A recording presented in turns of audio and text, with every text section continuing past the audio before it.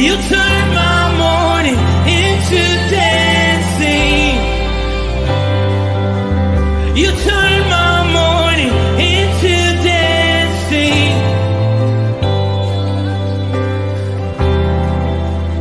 Your love changes everything. There's something about your love. Something about your love changes everything. Changes everything. Something about your love. Something about your love changes everything. Changes everything. Something about your love. Something about your love changes everything. Changes everything. Something about your love. Something about your love changes everything. Changes everything. Something about your love.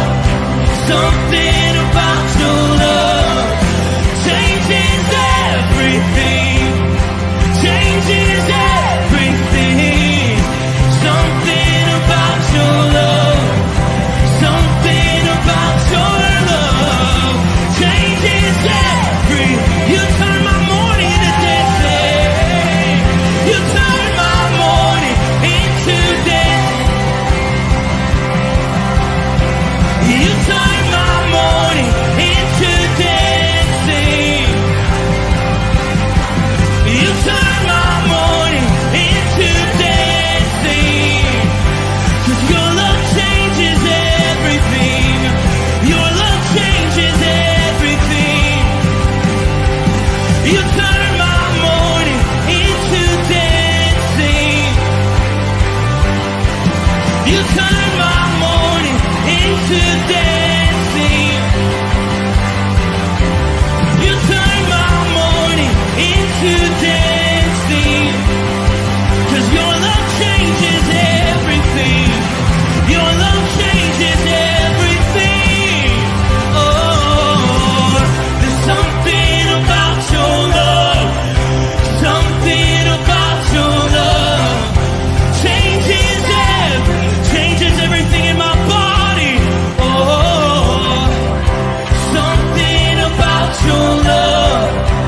Something about your love changes everything. It changes everything. Something about your love. Something about your love changes everything. It changes everything. Something about your love. Something about your love changes everything. Changes everything. Something about your love. Something about your love changes everything. Something about your love. Something about your love changes everything. Changes everything. Something about your love.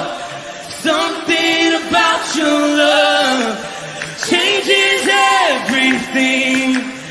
Changes everything. Something about your love. Something about your love changes everything. You turn my morning into dancing. You turn my morning into dancing.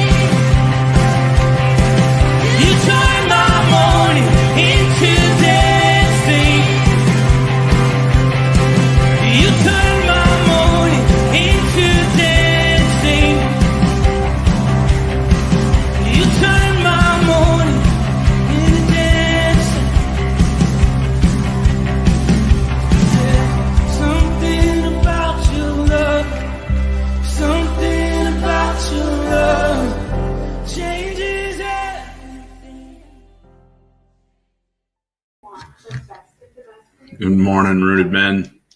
Matt Ryan from the Rooted Ministries. Pleasure to be with you this morning. Let me make myself bigger. Oh, man, maybe that was a bad idea. So, Friday morning. I know I do this every 2 weeks, and 2 weeks ago, somehow I just completely forgot. So, for those of you who were sitting there with bated breath, my little helper, I apologize that I just dropped the ball on it. But that light's kind of annoying, isn't it? Oh, your head blocks the light. That's good. You can stay right there. Can you turn that light off, please? So, no, not that one. Other one. Here we go. Hey, I should have got the studio ready before I get going. Hey. So, good morning. Good Friday morning. Another of this incredible string of days of just beautiful sunshine. Although it's dry and we're droughted, and we could really use some good rains to help the fall colors bloom a little better.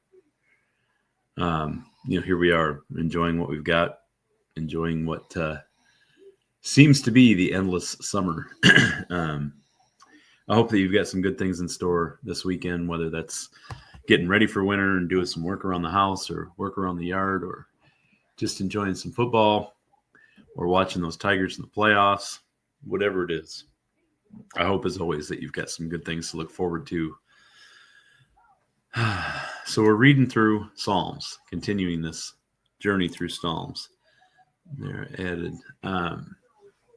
Today's a short one, but it might be one of the more powerful ones, maybe one of the more powerful excerpts of the Bible.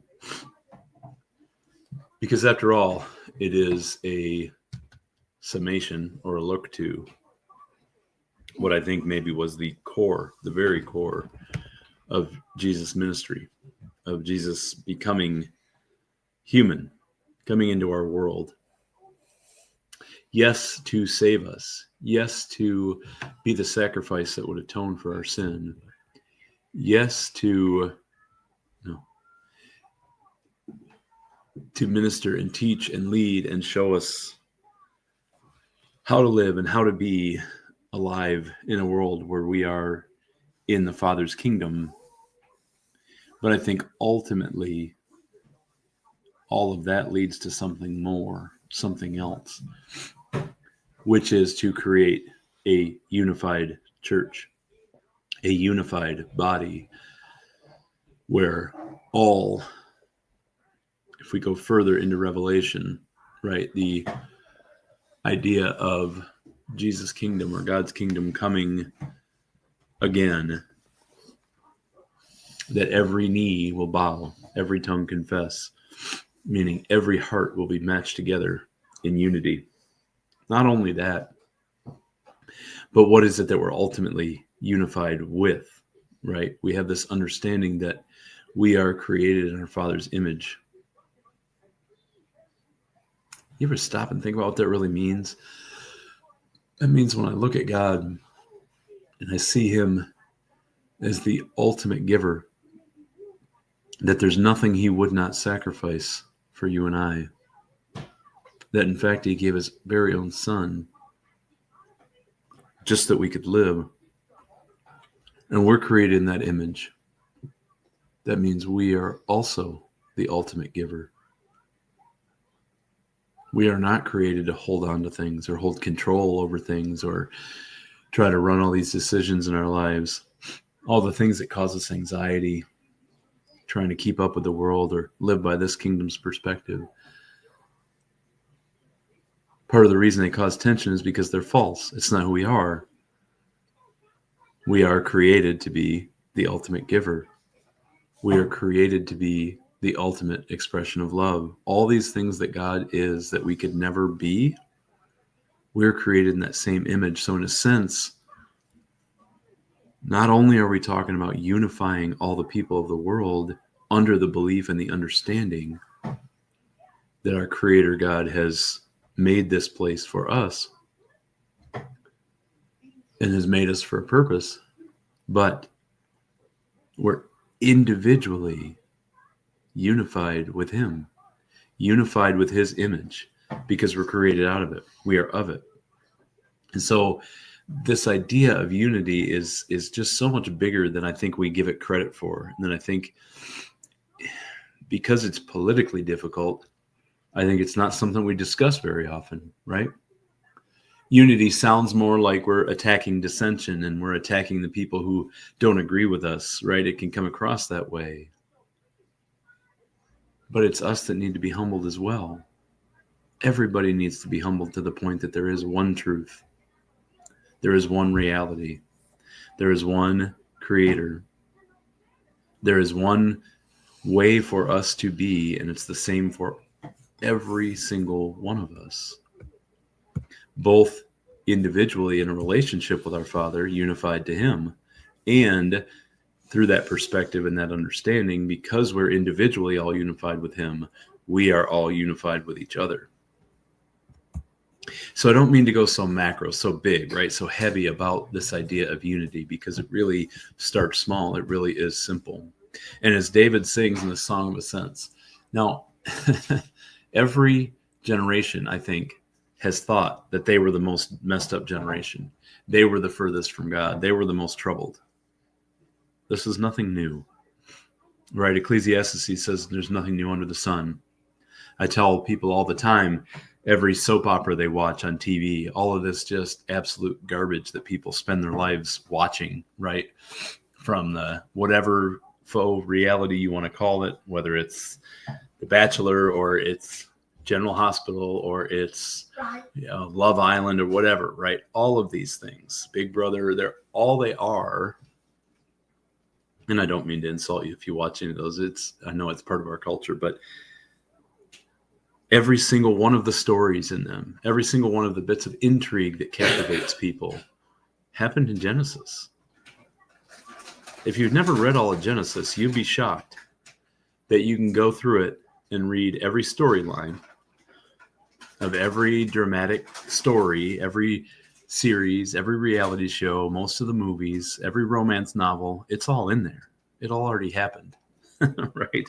It's just retellings of the same stories of love and hurt and breaking and all these different things, right? It's all in there. And so this idea that nothing new is under the sun, well, it goes the same for how distant we feel from each other today, how different factions seem impossible to reunite, how even within the church, all these denominations and all these differences over how should we worship or how should we administer the sacraments or how should we, whatever, right? This is all clearly man's need for control getting in the way of God's mission for unity, right? So we break apart and we break apart, we break apart, we become more tribalist, we become more identified with the people around us, we become deeply rooted in beliefs, political beliefs, whatever it is. Recognize that we need to be humble enough to see those questions as God sees them, not through our own lens, right? But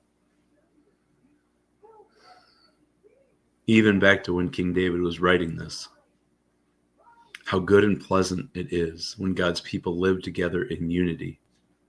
Already then was being recognized as this is one of, if not the main problem with the second kingdom.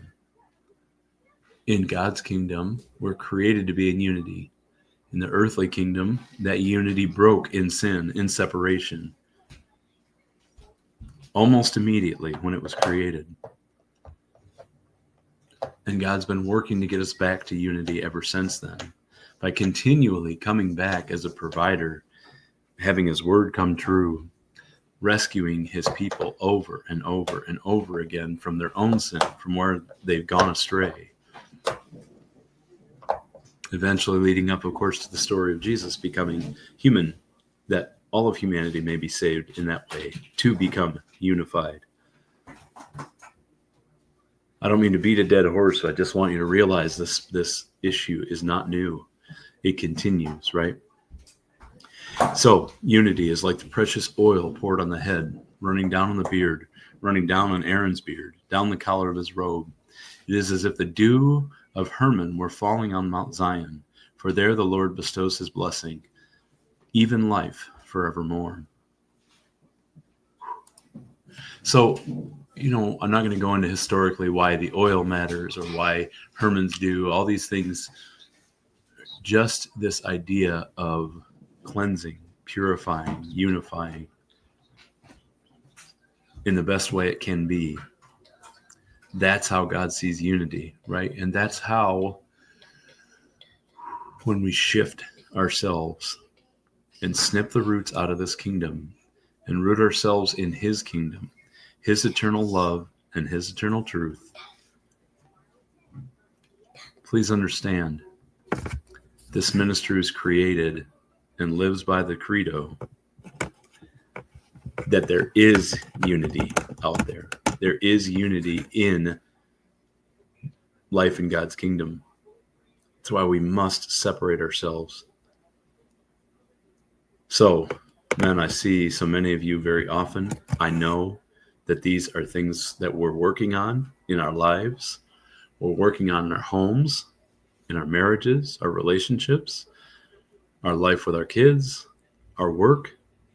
And I just want to cheer you on to keep going, because this is the big picture. This is the reason at the end of the day. Just keep focused on the fact that anytime you are working toward moving and shifting yourself into the proper kingdom, and blessed be those who are moving and shifting others into the proper kingdom, that you are living in the very purpose of humanity. Regardless of how challenging it might be, regardless of this kingdom tells you you're crazy and you get worn down trying to be what might sometimes feel like the one light in darkness, remember this psalm. Remember the connection to the centuries old understanding of how desperately needed unity is. Keep going, man. Don't give up on this life change, because it really matters. That's what I got today. I love you, gentlemen.